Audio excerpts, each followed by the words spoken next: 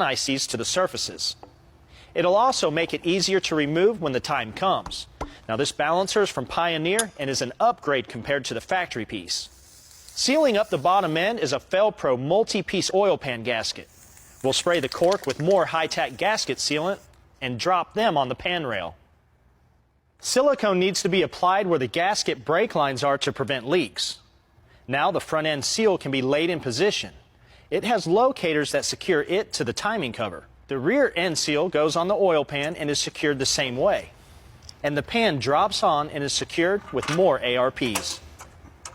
With the engine upright, we can bring the #1 piston to true TDC and install the timing pointer, which needs a little modification to align. So we'll cover up the original mark, and since this balancer will always be on this engine, using a rotary file, a new notch will be made on it. Now remark it with a white paint pen, and TDC is set. Now the pre-lubed solid flat tappet lifters can be dropped into their bores. They were supplied with the cam kit from Comp Cams. A clean deck surface on the block and heads promotes a good valve seal between them and the head gasket. A Felpro PrinoSeal composite is our choice for this Slant 6. Our valves are reground and will get installed with all new hardware. Now due to our aftermarket camshaft, matching valve springs are necessary in the head.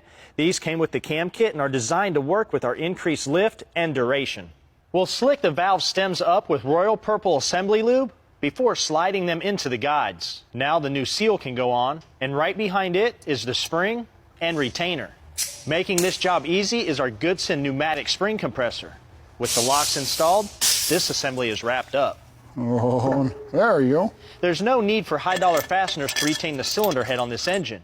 Pre-lubed stock ones will do the job just fine. I like the look of the black head on the red block too. Yeah, looks nice.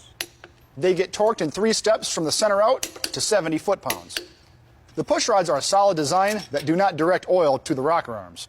The upper valve train is oiled from this one rocker shaft stand that pressurizes the rocker shaft with oil, and that splash lubricates the frictional surfaces. With the rocker shaft torqued, we can lash the valves. Now since the engine is cold, the rule of thumb is 4 thousandths tighter than a hot lash, since this is an iron block and iron head combination.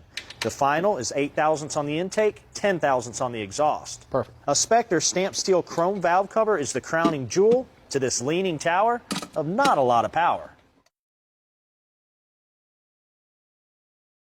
We're back and have just enough time to finish dressing this 225 Slant 6 up with all of its accessories.